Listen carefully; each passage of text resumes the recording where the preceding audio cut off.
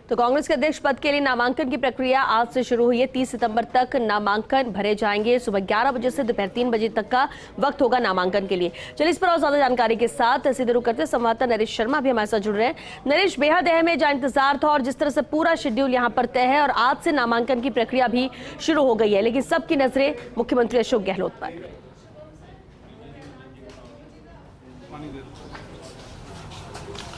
बिल्कुल, देखिए, जो चुनाव की प्रक्रिया है, नामांकन की प्रक्रिया है, वो शुरू हो चुकी है। कांग्रेस अध्यक्ष के लिए कह सकते हैं काउंटडाउन शुरू हो चुका है। हालांकि जैसे मैंने पहले भी कहा था कि ये लोकतांत्रिक प्रक्रिया हो, ये दिखाने के लिए हो सकता है कुछ और नामांकन भरे जाए, लेकिन ये तय है कि अशोक गहलोत ही कांग्रेस के अगले अध्यक्ष होंगे। संभवतः 27 सितंबर को नामांकन दाखिल करेंगे और उसके लिए कांग्रेस के कई विधायक हैं, वो जयपुर से जो है वो दिल्ली जाएंगे, नामांकन में शामिल होंगे। और जहाँ तक राजस्थान की बात करें तो चूंकि राजस्थान का व्यक्ति पहली बार कांग्रेस की कमान संभालने जा रहा है, तो राजस्थान के कांग्रेस के हलकों में भी ये काफ़ी महत्वपूर्ण बात है। गर्व की बात वो महसूस कर रहे हैं और ये कहना है कि अगर कांग्रेस अध्यक्ष अशोक गहलोत बनते हैं तो उसके बाद कांग्रेस को और मजबूती मिलेंगी। वरिष्ठ विधायक हैं जोगिंद्र अवाना, वो हमारे साथ मौजूद हैं, उनसे भी हम इस बारे में पूछ लेते हैं। आज जोगिंद्र जी, नामांकन प्रक्रिया शुरू हुई है।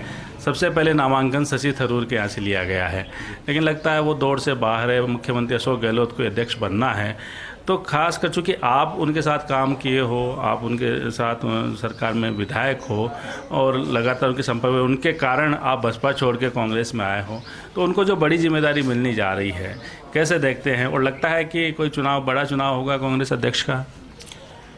देखिए, सबसे पहले तो मैं आपको बताना चाहूँगा कि पूरे राजस्थान प्रदेश के लोगों के लिए ये बहुत गौरव की बात है कि कांग्रेस प्रेसिडेंट श्रीमती सोनिया गांधी जी ने और कांग्रेस हाईकमान ने ये निर्णय लिया कि श्री अशोक गहलोत साहब, जो हमारे माननीय मुख्यमंत्री हैं, कि वो कांग्रेस प्रेसिडेंट के चुनाव लड़ें और कांग्रेस के प्रेसिडेंट रहें। ये बहुत खुशी की बात है। और देखिए, जहाँ तक श्री अशोक गहलोत साहब की कार्यशैली की बात है, उनके जिस तरह से पूरा कार्यकाल अभी पिछले लगभग 4 वर्ष हमें होने जा रहे हैं, उनके साथ में हमने काम किया है। मैं आपको स्पष्ट तौर पे बताना चाहता हूँ कि एक परिवार का जो मुखिया होता है, उस मुखिया के रूप में हमेशा श्री अशोक गहलोत साहब ने हम सभी विधायक साथियों को अपना आशीर्वाद दिया है, अपना सहयोग दिया है, अपना पूरा मार्गदर्शन दिया। और एक परिवार में जिस तरह से मैं समझता हूँ कि एक बड़ा व्यक्ति जो होता है और उसकी पूरी जिम्मेदारियाँ बनती हैं परिवार के एक एक व्यक्ति को संभालने की, उनको सब ज़रूरतों को पूरा करने की। अवाना जी, लेकिन ये जो ताज है वो तो कहा जा रहा है कांटों भरा ताज है। कांग्रेस है वो अपने सबसे बुरे दौर में गुजर रही है,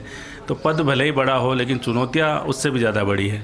अब देखिए, जहाँ तक कांटों भरा ताज की आप बात कर रहे हैं, ये सच्चाई है कि आज पूरे देश के अंदर जिस तरह की परिस्थितियाँ भारतीय जनता पार्टी के लोगों ने ज़बरदस्ती तरीके से, आप देख रहे हैं कि पिछले दिनों हमारी कांग्रेस प्रेसिडेंट श्रीमती सोनिया गांधी जी रहीं, श्री राहुल गांधी जी हमारे कांग्रेस के नेताओं पे जिस तरह की ईडी की और तमाम कार्रवाई कर करके और जिस तरह से बदले की भावना से भारतीय जनता पार्टी के लोग कर रहे हैं, इन सारी चीज़ों को देखते हुए, और आज वैसे भी पूरे देश में जो हालात हैं वो बहुत अच्छे कांग्रेस के हक में नहीं रहे, क्योंकि कांग्रेस की कम सीटें आई। लेकिन इन सारी चीज़ों को, इन सारी परिस्थितियों को देखते हुए कांग्रेस प्रेसिडेंट श्रीमती सोनिया गांधी जी ने और कांग्रेस का जो आला कमान है, उन लोगों ने इसीलिए श्री अशोक गहलोत साहब के लिए फैसला किया है। क्योंकि जिस तरीके से आपने देखा कि पूरे प्रदेश के अंदर, राजस्थान प्रदेश के अंदर, क्या पूरे देश के अंदर जैसे कोरोना काल रहा, और उस कोरोना काल के चलते हुए इतने सुंदर बजट माननीय मुख्यमंत्री जी ने पूरे प्रदेश में दिए। पूरे जनता जिस तरह से आज, चाहे चिरंजीवी योजना हो, चाहे पेंशनर्स की हो, और तमाम तरह की योजनाएं ऐसी जो माननीय मुख्यमंत्री जी के द्वारा जो दी गई हैं, उन सारी चीज़ों को देखते हुए जो एक लगाव आम व्यक्ति का श्री अशोक गहलोत साहब से, कांग्रेस की सरकार से है, इन सारी चीज़ों को देखते हुए ही एक बड़ा जो पद है, जो राष्ट्र का पद है अध्यक्ष का, उसी का कितना फर्क पड़ेगा कांग्रेस पे? क्या संजीवनी मिलेगी अशोक गहलोत के मुखिया बनने से, कांग्रेस के मुखिया बनने से? देखिए, मैं आपको एक चीज़ बता दूं, अभी चुनाव में बहुत ज़्यादा वक्त नहीं है।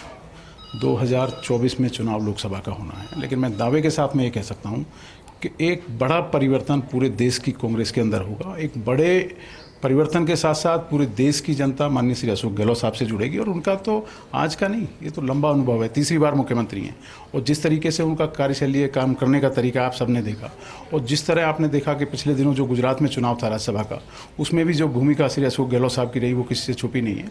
आज पूरे देश की जनता ने चाहा है, सब तमाम जगह से फीडबैक लेके श्रीमती सोनिया गांधी जी ने निर्णय लिया है, और निर्णय बहुत अच्छा निर्णय है। हम सब राजस्थान के वासियों के लिए बहुत गौरव की बात है कि हम सब के बीच के मुख्यमंत्री जिनको हम कभी भी जाके बात कर सकते हैं, कभी भी अपनी पीड़ा कह सकते हैं, कभी भी कोई काम ले जा सकते हैं। और हमेशा जब जब जो भी मैंने तो अपने सारे बजटों में जो मांगा है माननीय मुख्यमंत्री जी ने वो दिया। एक परिवार की तरह हमें कहीं से लगे ही नहीं कि मुख्यमंत्री हैं, हमें तो ये लगे कि परिवार के बड़े व्यक्ति। 2024 के चुनाव की बात की है, क्या संकेत दे रहे हैं कि मोदी के सामने 2024 में कांग्रेस की तरफ से अशोक गहलोत चेहरा होंगे? देखिए, चेहरा तो कांग्रेस का हाईकमान जो निर्णय लेगा वो तो चेहरा तो वही डिक्लेयर करेंगे, लेकिन मैं इतना ज़रूर कह सकता हूँ एक बड़ा परिवर्तन 2024 में होगा। और कार्यशैली किसी से छुपी नहीं है अशोक गहलोत साहब की। सब लोग जानते हैं कि जिस तरीके से उनके काम करने के तरीके हैं, जिस तरह से लोगों को जोड़ने के तरीके हैं, हर व्यक्ति को साथ ले के चलने का उनका तरीका है। और आपने देखा कि जो दिल्ली में अभी पिछले दिनों जो घटनाक्रम रहा, ईडी वाला, श्रीमती सोनिया गांधी जी, ये श्री राहुल गांधी जी वाला जो प्रकरण रहा, और उसमें जिस तरह एक परिवार के मुखिया की तरह उन्होंने जो जिम्मेदारी निभाई और सारे पूरे देश के लोग आज वहाँ दिल्ली में इकट्ठे हुए।